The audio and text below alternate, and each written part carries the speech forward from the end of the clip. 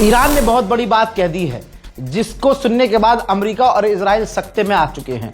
Iran ने आधिकारिक तौर पर स्टेटमेंट दी है कि अभी तक जो हम मिसाइल और हथियार इस्तेमाल कर रहे हैं वो हमारी पुरानी मिसाइलें हैं।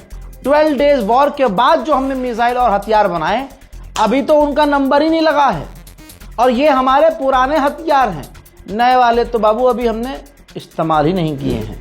जो ज्यादा उछल रहा है, ईरान सबको लपक रहा है और फिर लपकता जब ईरान है तो सामने वाले की हवा निकल जाती है।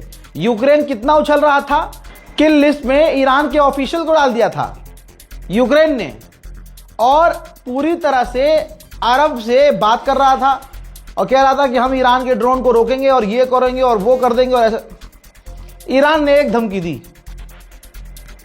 कि यूरोप की और अमेरिका की मदद कर रहा है यूक्रेन, लिहाजा इंटरनेशनल लॉ के हिसाब से यूक्रेन के हिस्सों पर हम हमला कर सकते हैं, हम यूक्रेन को टारगेट कर सकते हैं क्योंकि इंटरनेशनल लॉ के हिसाब से वो सीधा हमसे जंग में है।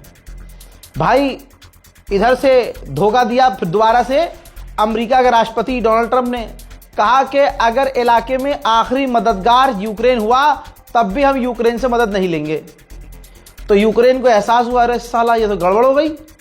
अमेरिका को खुश करने के लिए मैं कह रहा था कि भाई मदद करूंगा ईरान के ड्रोन में मिसाइल रोकने के लिए, ट्रंप ने कह दिया नहीं चाहिए मदद और मैंने ईरान के खिलाफ इतना जहर उगल दिया, अब क्या करूं। तो भाई तुरंत माफीवीर बन गया और ऐलान कर दिया कि हम ईरान के साथ जंग में नहीं हैं, हमारी ईरान के साथ कोई जंग नहीं है। उधर इजराइल को कितना नुकसान हो रहा है आप इस बात से बस समझ लीजिएगा, आप सब समझदार हैं कि 4.5 लाख इजराइल अपने रिजर्व के सैनिकों को बुला रहा है क्योंकि एक साथ उसे लेबनान और ईरान दोनों से पिटना पड़ रहा है, दोनों से जंग लड़नी पड़ रही है। सऊदी अरब में जो ईरान के एनवॉय हैं उन्होंने कहा है कि हमें अरबों से रिश्ते ठीक करने होंगे और जो सऊदी अरब की ऑयल फैसिलिटी पर हमला किया गया है वो हमने नहीं किया है। उधर वेस्ट बैंक में एक फिलिस्तीनी को, तस्वीर देख लीजिए, एक फिलिस्तीनी को इजरायली सेटलर्स ने कत्ल कर दिया, यहूदियों ने, जिसके बाद जब उनका जनाजा निकल रहा था, जिस बेचारे की फिलिस्तीनी की मौत हुई, जिसका कत्ल कर दिया गया, तो फिलिस्तीनी ईरान के लिए नारे लगा रहे हैं, ईरान ईरान और बदला लो, ईरान ईरान मिसाइल दागो, ईरान ईरान हम तुम्हारे साथ हैं, ईरान ईरान हमारा बदला लो।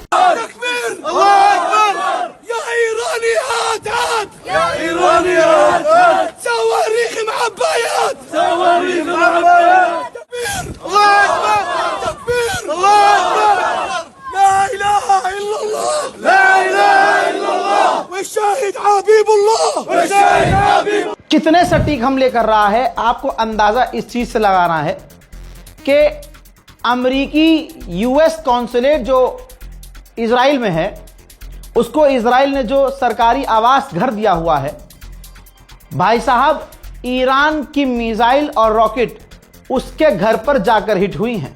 फोटो आपके सामने है। जी हां, ईरानियन मिसाइल जो है वो यूएस कॉन्सुलेट जो इजराइल में है, भाई उसके घर पर मिसाइल जाकर गिरी है, छत डैमेज हुई है, डैमेज की तस्वीर आपके सामने है। तो आप समझ सकते हैं कि नेतन्याहू बिल में क्यों भाग रहा है। अब एक नई कंट्रोवर्सी शुरू हुई है, जो नेतन्याहू सामने आया उसको भी एआई जनरेटेड बताया जा रहा है, फिर से बहस हो रही है, जबकि ईरान कोई क्लेम नहीं कर रहा है कि हमने मार दिया या जिंदा है। ईरान ने बिल्कुल न्यूट्रल छोड़ा हुआ है कि जिंदा है तो मार देंगे, मर गया तो अच्छी बात है। ईरान कुछ नहीं कह रहा है, लेकिन भाई साहब भारत, पाकिस्तान और बांग्लादेश के मुसलमान हर 1 घंटे में नेतन्याहू को ऑनलाइन मार रहे हैं। अरे भाई ऐसे मत करो। 3 दिन से अंधभक्त बेचारे खाना नहीं खा पा रहे, आज उनकी जान में जान आई तो भाई उन्होंने ताजा गोबर रोटी से खाया कि चलो ये फादरलैंड जिंदा हैं। जब ये रेस्टोरेंट का वीडियो सामने आया, अब दिक्कत इन्होंने यहां दे दी कि अब ये अफवाह उड़ा दी कि ये भी एआई जनरेटेड वीडियो है, इसका कप पिचक रहा है, इसकी उंगली टेढ़ी हो रही है, इसके कान छोटे हैं, इसके बाल सफेद हैं, कई तरह की बातें हो रही हैं। इसका सॉल्यूशन क्या है? इसका सॉल्यूशन है जो सच होगा अपने आप सामने आ जाएगा। अभी जंग के और मुद्दों पर ध्यान दिया जाए। नेतन्याहू जिंदा है, नेतन्याहू मर गया, नेतन्याहू जिंदा है, ये करते करते तो भाई जंग ही खत्म हो जाएगी लग रहा है। और बाद में अगर वो जिंदा बच के आ गया तो मुंह पिटाएंगे हम। तो बेहतर है कि ये ईरान पर छोड़ दिया जाए और इंतजार किया जाए कि ईरान क्या कहता है। हजरात, इराक के अंदर ईरान का बहुत बड़ा हमला हुआ है। जो इंटरनेशनल एयरपोर्ट है इराक का, उसको इराक की मिलिट्री और अमेरिका की मिलिट्री भी इस्तेमाल करती है और अमेरिका की फौज वहीं थी। ईरान ने मिसाइल दागी, निशाने पर जाकर लगी, इराक के 5 फौजी घायल हुए और कहा जा रहा है कि अमेरिकी फौजी भी कुछ घायल हैं। और इराक में अमेरिका की जो नेविगेशन फैसिलिटी है वो भी तबाह हो गई है। ठीक ऐसे ही ईरान को कामयाबी मिली, यूएई में एक बार फिर से अमेरिकी मिलिट्री बेस को ईरान ने उड़ाया।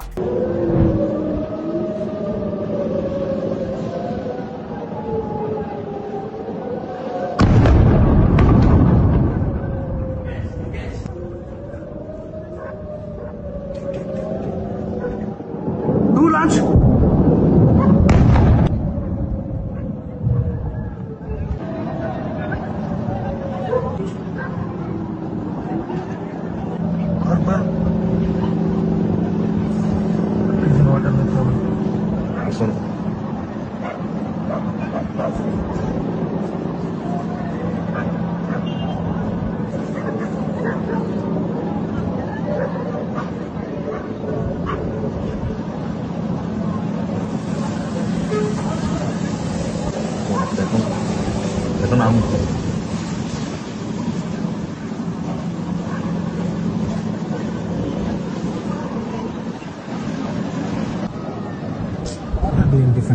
ईरान की मिलिट्री ने बताया है, ये देखिए, कि हमने अब तक ईरान के अंदर 500 जासूसों को गिरफ्तार किया है जो दुश्मन के लिए काम कर रहे थे। ईरान के मिनिस्टर, ईरान के विदेश मंत्री, ईरान के नेता जैसे खेल रहे हैं ना, ऐसा कोई नहीं खेल सकता। क्या एटीट्यूड है भाई और क्या जवाब है उनके। दुनिया इंप्रेस हो चुकी है। ईरान के विदेश मंत्री से ऑन एयर एक विदेशी महिला पत्रकार ने पूछा कि आपने 4 अमेरिकी पत्रकारों को गिरफ्तार किया हुआ है, कैदी बनाया हुआ है, उसमें एक कैमरामैन भी, एक पत्रकार भी है, 2 और पत्रकार अलग से हैं। तो सवाल यह है कि क्या वो जिंदा हैं? तो सामने से ईरान के विदेश मंत्री ने कहा कि अगर अमेरिका और इजराइल जेल पर हमला नहीं कर रहे हैं और जेल पर हमला नहीं कर रहे होंगे तो जाहिर सी बात है वो सेफ होंगे। लीजिए, जो मैं कहता हूं वो होता है। मैं कोई आसमानी थोड़ी ना आदमी हूं, लेकिन ये सब तमाम हमारी चीजें सही साबित इसलिए होती हैं क्योंकि सोर्स बहुत पक्के होते हैं और नजर बहुत पक्की है हमारी, पल पल चीजों पर अपडेट है। तो जो 2 मिनट की रील बनाकर आपको बताएंगे वो सच्चा बताएंगे कि हम सही बताएंगे। फ्रांस की भी हवा टाइट। अब इमैनुअल मैक्रोन ने कह दिया है कि हम स्ट्रेट ऑफ हॉर्मुज में अपने युद्धपोत और एयरक्राफ्ट कैरियर नहीं भेजेंगे। ट्रंप फिर से अकेला पड़ा। उधर दूसरी तरफ फ्रांस के राष्ट्रपति ने, अब जो कल तक बहुत फुदक रहा था ईरान के खिलाफ, अब ईरान के राष्ट्रपति से पेजेश्कियान से फोन पर बात की है और दोनों के बीच बात क्या हुई है दोनों तरफ ने खोली नहीं है। ऐसे ही आपकी स्क्रीन पर अमेरिका के बेस, जो विक्टोरिया एयरबेस है बगदाद में, उस पर आग लगी है। ईरान पता नहीं क्या करके मानेगा भाई साहब। इसके बावजूद अगर कोई कहे कि ईरान कमजोर पड़ रहा है तो माफ कीजिएगा दोस्तों, कमजोर वो है जो डोनाल्ड ट्रंप के एक कॉल से डील कर ले और पैंट में टट्टी निकल जाए उसकी। ये ईरान है। सऊदी गवर्नमेंट ने बताया है कि हमने फिर से ईरान के कई सारे ड्रोन्स को मार गिराया है। उधर सऊदी अरब ने सॉल्यूशन निकाला है। आपकी स्क्रीन पर देखिए, सन 1981 में ही ये एक पाइपलाइन बनाई थी, जी हां, जो कि लाल सागर से टच हो रही थी। किधर से?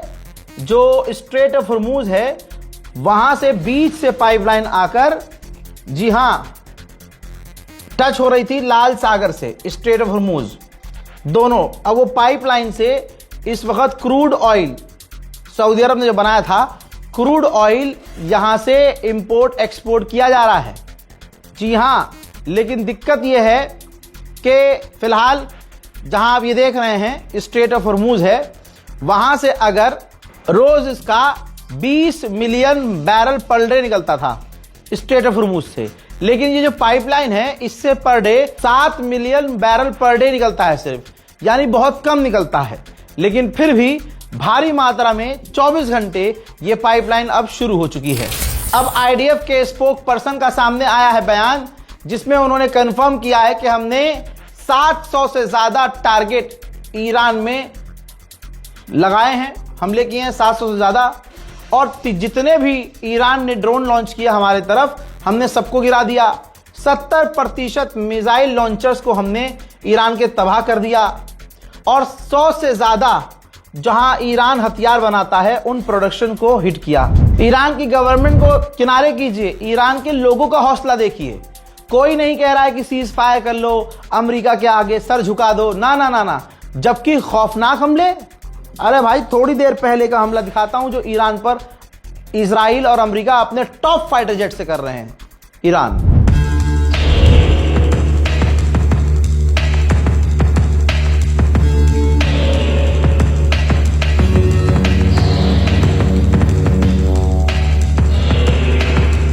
हज़रात मोहतरम, फिलहाल के अपडेट में इतना ही। इससे पहले बहुत बड़ा और बहुत इंपॉर्टेंट अपडेट दे चुका हूं, जाइए देखिए, इस रिपोर्ट को भी शेयर कीजिए।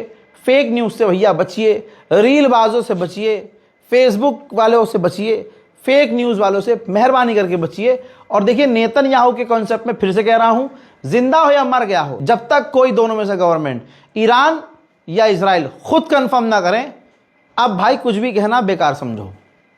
ठीक है, आगे बढ़ते हैं। जय हिंद।